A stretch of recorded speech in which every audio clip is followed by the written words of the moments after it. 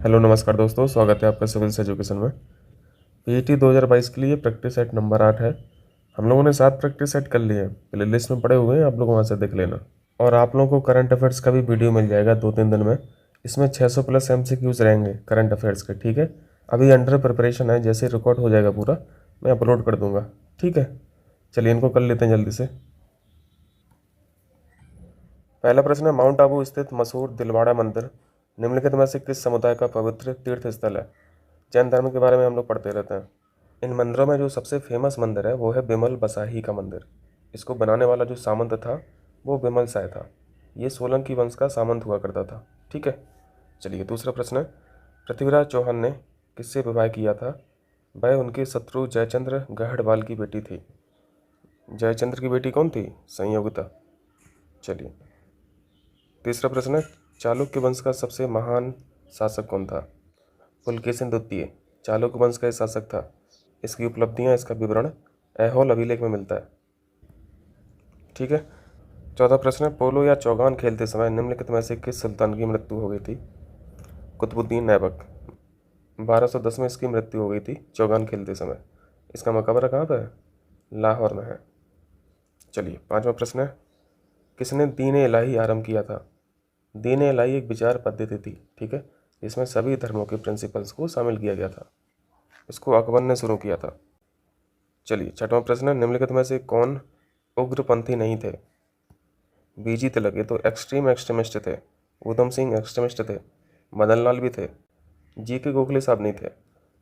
जी के गोखले साहब के गुरु कौन थे? M G Ranade. M G Ranade को महाराष्ट्र का सुकरात भी बोला जाता था। सातवां प्रश्न है, अमृतसर की संधि पर हस्ताक्षर कब किए गए थे। महाराजा रणजीत सिंह और अंग्रेज।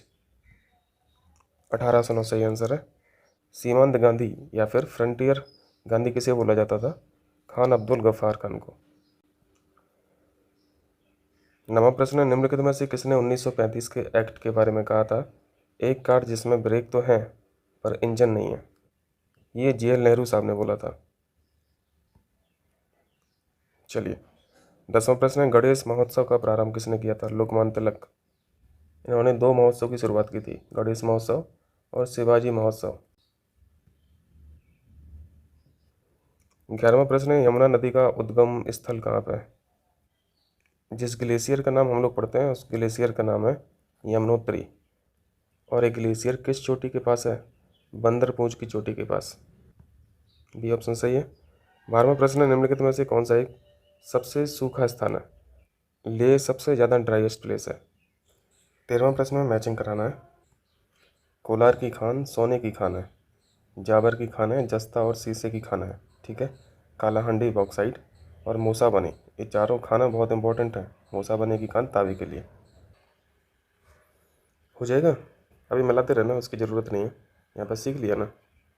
नेक्स्ट है 14 है, दक्षिण एशिया का सबसे बड़ा डेजर्ट कौन सा है, मरुस्थल कौन सा है। साउथ एशिया का पूछा है, थार हो जाएगा। आटाकामा का डेजर्ट, इसके बारे में हम लोग क्या जानते हैं, ये दुनिया का सबसे ड्राइएस्ट प्लेस है, ड्राइएस्ट डेजर्ट है।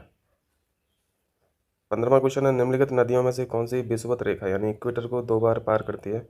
इंपॉर्टेंट क्वेश्चन बट बहुत स्टैटिक है, बहुत पुराना क्वेश्चन है। जायरे।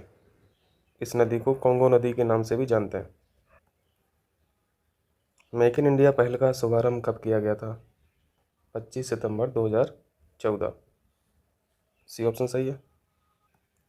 राष्ट्रीय कृषि और ग्रामीण विकास बैंक यानी नाबार्ड की स्थापना कब की गई थी। 1982। ये सब क्वेश्चन बहुत स्टैटिक क्वेश्चन हैं, इन सबको गलत तो करके नहीं आना है। 18वां प्रश्न है, भारत के केंद्रीय बजट में रेल बजट का किस वर्ष विलय किया गया था। रेल बजट का विलय 2017 में हुआ था, ठीक है, पहले ये सेपरेट आता था। 19वां, भारत में श्वेत क्रांति का जनक किसे कहा जाता है। श्वेत क्रांति किससे संबंधित है? मिल्क से। Varghese Kurien, milkman of India. चलिए 20वां प्रश्न है, राजकोषीय घाटा का क्या अर्थ होता है। फिजिकल डेफिसिट पूछ रहे हैं। गवर्नमेंट का जितना रेवेन्यू रहता है और जितना एक्सपेंडिचर रहता है दोनों को घटा दीजिए तो ये फिजिकल डेफिसिट आ जाता है। तो क्या हो जाएगा? ये ऑप्शन सही है, सरकार के कुल राजस्व और कुल व्यय के बीच अंतर। 21 देखें, भारतीय संविधान में अवशिष्ट शक्तियाँ यानी रेजिडुअल पावर्स का विचार किस संविधान से लिया गया था। कनाडा सही आंसर हो जाएगा। अमेरिका से क्या लिया हम लोगों ने, यूएसए से क्या लिया, फंडामेंटल राइट, मूल अधिकार। डीपीएसपी का विचार कहाँ से आया था, आयरलैंड से। और फंडामेंटल ड्यूटीज़ ये रशियन कॉन्स्टिट्यूशन से लिया। चलिए 22वां है, भारत का कौन सा भाग संविधान संशोधनों से संबंधित है। आर्टिकल 368 पढ़ते हैं ना, आर्टिकल 368 किस पार्ट में है, पार्ट नंबर 20 में है, डी ऑप्शन सही है। संसद को संविधान में अमेंड करने की शक्ति आर्टिकल 368 से मिलती है। 23 है, उत्तर प्रदेश की प्रथम महिला मुख्यमंत्री कौन थी। आसान सा क्वेश्चन है, सुचेता कृपलानी।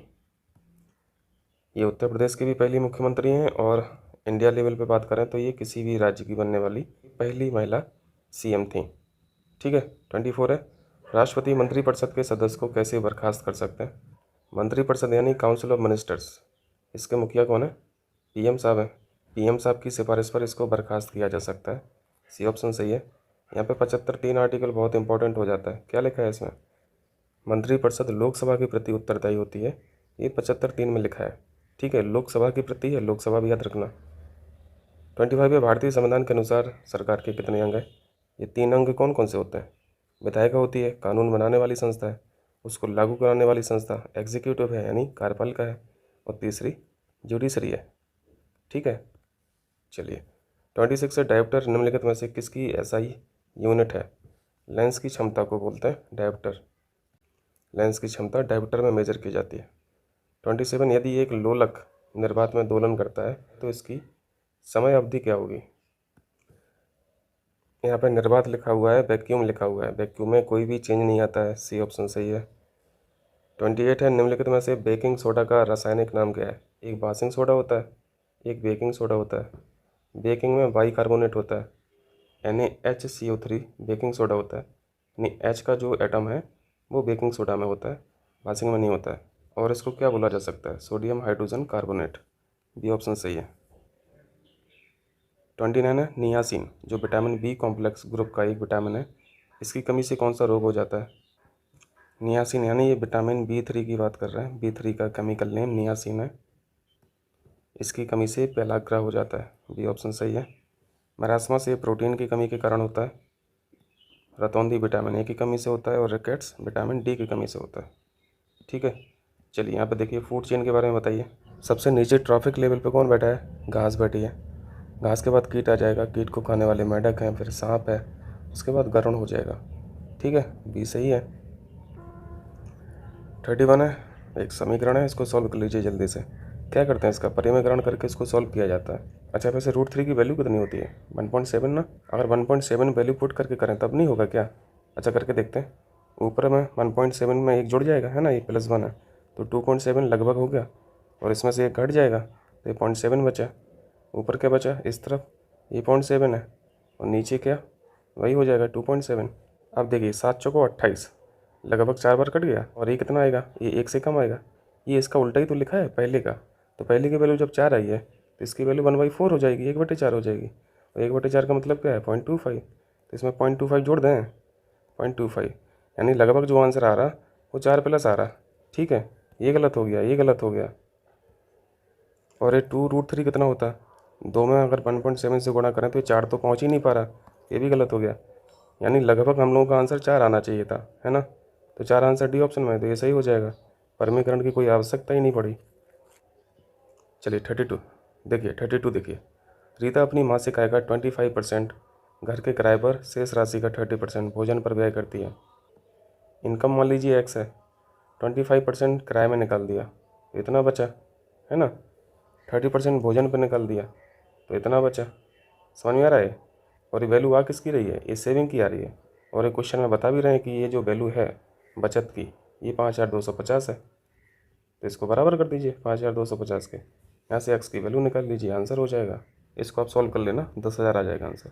ठीक है, ये वैल्यू कट जाएगी, 3 से कट जाएगी, 14 से भी कट जाएगी। 33 है, ये क्या लिखा हुआ है, a+b का होल स्क्वायर लिखा हुआ है, ये a - b का होल स्क्वायर लिखा हुआ है, तो हम लोग यहाँ पे अलग से कर लेते हैं सॉल्व इसको। a² + b² + 2ab माइनस, अब इसको ब्रैकेट में लिखना, इसकी वैल्यू क्या हो जाएगी, a² + b² - 2ab। अब माइनस से गुणा कर दीजिए अंदर, माइनस से गुणा करेंगे तो ये माइनस का हो जाएगा, ये भी माइनस का हो जाएगा, और ये प्लस का हो जाएगा। तो ए स्क्वायर से ए स्क्वायर कट जाएगा, बी स्क्वायर से बी स्क्वायर कट जाएगा। 2a भी यहाँ पे है, 2a भी यहाँ पे है, यानी 4ab बचा। ठीक है, और नीचे यहाँ पे क्या लिखा हुआ था हर में, ये a भी लिखा है ना, a भी लिखा है, a b c भी कट गया, 4 बचा। ठीक है, बी ऑप्शन सही हो जाएगा।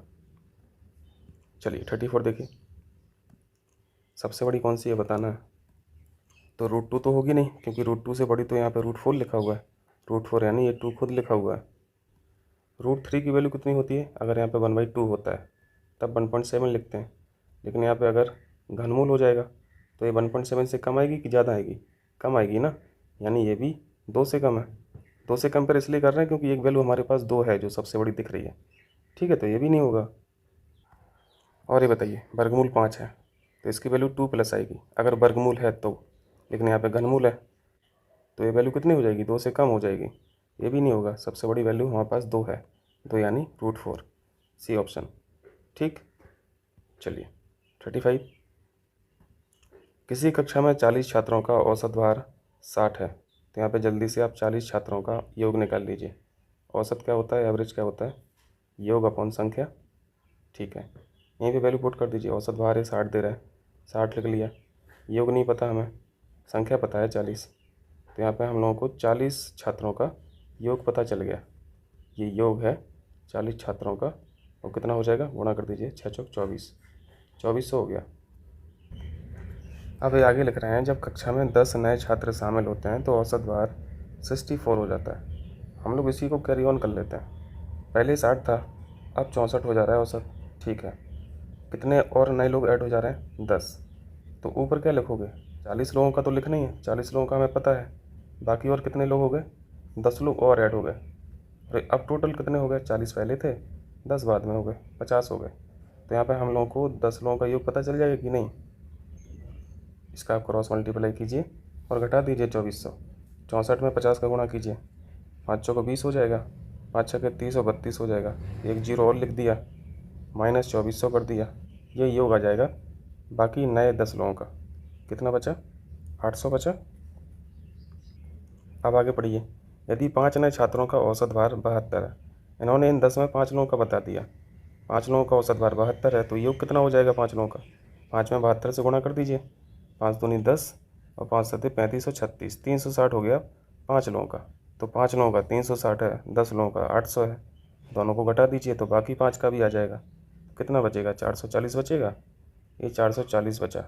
लेकिन यहाँ पे औसत बताना है शेष 5 का, तो शेष 5 का हमें योग पता है, औसत निकाल लीजिए, 5 से भाग कर दीजिए, कितना आ जाएगा, 5 8 40, 4 बचा, 5 8 40, 88 आंसर हो जाएगा। ठीक है, कर लेंगे ना। चलिए 36 है, कवि का स्त्रीलिंग क्या होता है,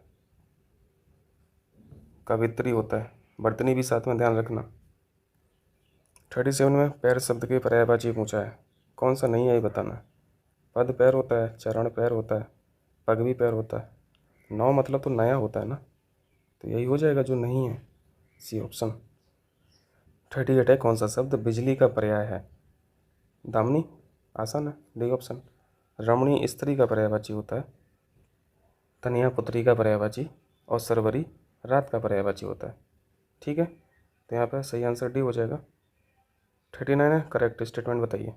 गौतम ऋषि की पत्नी का नाम अहिल्या था। देखिए यहाँ पे वर्तनी में ध्यान देना, ये जो अहिल्या लिखा है ये करेक्ट वर्तनी लिखी है, इसको गलत मत कर देना। दूसरा है, इस कार्य में बहुत विलम्ब हो गया, ये भी सही लिखा हुआ है। रसगुल्ला बहुत स्वादिष्ट है, सही है, डी ऑप्शन है। एक गुलाब की माला खरीद लेना, एक गुलाब की थोड़ी ना कोई माला होती है, गुलाब की एक माला, यहाँ पे एक होना चाहिए। ठीक, डी ऑप्शन गलत है। 40 है, जो युद्ध में स्थिर है उसे क्या कहते हैं, युधिष्ठिर बोला जाता है, सी ऑप्शन। ठीक है, तो ये क्वेश्चन थे जीके वाले पोर्शन के। करंट अफेयर्स के क्वेश्चन हम लोग कंपाइलेशन वीडियो में कर चुके हैं, लिंक पड़ी है डिस्क्रिप्शन बॉक्स में। आप लोगों को पूरा घटना चक्र टॉस सीरीज के 10 सेटों का करंट अफेयर्स इसी वीडियो में मिल जाएगा। ठीक है, चलते हैं, बहुत बहुत शुक्रिया।